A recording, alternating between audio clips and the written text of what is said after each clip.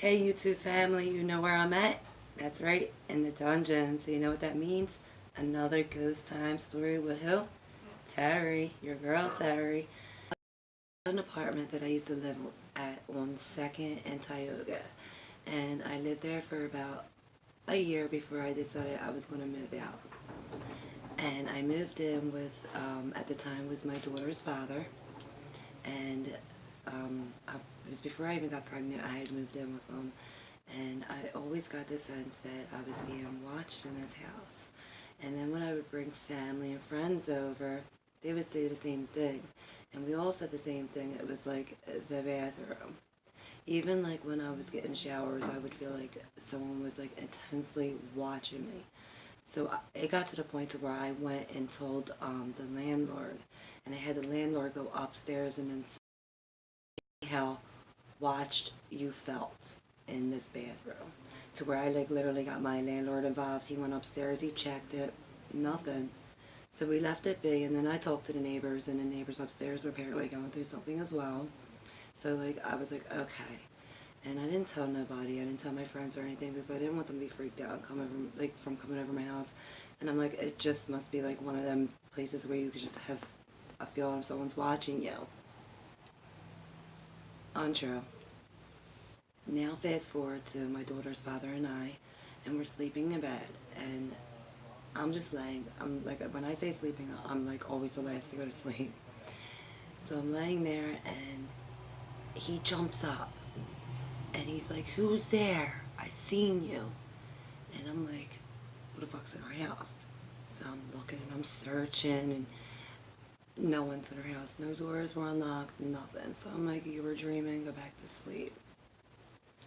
Second time it happened to him, he was laying there and he said it felt like they were just like, there was two of them, a short one and a tall one, and he couldn't see them. He said they were like wearing like what he would say black bodysuits, like they had like no nothing, just blackness, but he could tell that one was short and one was tall. So with that said, I'm like, alright, I'm gonna look out for you, you know, during the night. So at this point he was scared. He really got scared when the third time happened. And I believed him at this point because I was like, wow. And I'll get to that in a minute where I had that wow effect. So we're laying down and I'm asleep. This time I'm fully out of it, but I wake up to him trying to say my name. And when I looked at him, his eyes were open. And he was like, they tried to kill me. And I'm like, who tried to kill you? And he's sitting up now and he's freaking out. He was like, the little one had a pillow and was trying to put it over my face. And I'm like, okay, I think you were dreaming, but like you were like stuck in between like awake and asleep. That's what it kind of looked like, but he looked terrified. So I get up, and for not many people that know, to my new subscribers and my old subscribers, I have a little bit of OCD. So like before I go to bed, I have to make sure that all my pillows are set, that my living room's set, everything's set, and I guess you would say like a magazine type of house, but it's the way I live, and it's the way I like to keep my throw pillows. So, with that being said, I get up out of bed, and I look, and what do I see there? That's right, you guessed it. A fucking throw pillow from my couch. And it was the pillow that he said that they were trying to kill him with. So me being the person that I am, I'm like, holy shit, he wasn't dreaming. So I kick it, and I'm kicking it out the room, and I'm kicking it, and I'm kicking it, and I finally get it to the living room, and I pick it up, and because mind you, it was an apartment, and I pick it up, and I put it back on the couch, and I act like it didn't happen. And I'm like, you know, I'm gonna look out for you.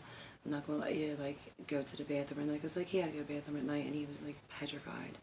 And I've never seen a grown man like this afraid in my life, to where like he would have to fall asleep like this way. and he couldn't, like, and when he would fall asleep, like, I could push him away and kind of like get him to sleep. But like if he had to go to the bathroom, I got woken up to walk him to the bathroom. Like it was like that bad, and he was that afraid. So I went to like the little botanical shop, like the little Cetaphil shop, that was across the street, right there. As I can tell you, it was like kind of diagonal. It was before you hit the church, but it was like right there. And I went in and I bought some white candles, and I got some like blessing items, place the Mohicans. So Jack's lived there for a long time. So Jack knew a lot of stuff about the street. So I'm sitting on his little porch front and I'm like, Jack. And I tell him everything that's going on. And that there was a fourth time. And the fourth time they were just touching him. Like rubbing, like, he has psoriasis. So like they were rubbing his skin. And like that's all he remembered. So that's all he could remember was like the actual touching of the skin. And of course he was mad. He was able to wake me up. So, which brings me to talking to Jack. Now I'm speaking with Jack, and like I said, he's one of the last of the Mohicans, like the originals from the block at 2nd and Tioga. Actually, he lived more close to 2nd and is it Glenwood? He lived closer to the 2nd and Glenwood, and not closer to like Allegheny Ave. So, but he lived on the other side of the street. And I'm asking him, and he was like, you know what? Is there anything happening before this happens to him? And I'm like, well, yeah, we argue, like, but when these days that it happens, we really, like, get into it, and it gets really, really heated. And he was like, it makes sense. He was like, there was a guy who lived there. It was a Spanish couple. And his wife had died from cancer. And when she died from cancer, he couldn't take it no more. And they were devout Catholics. So like he couldn't take it no more, and he killed himself in our bedroom closet.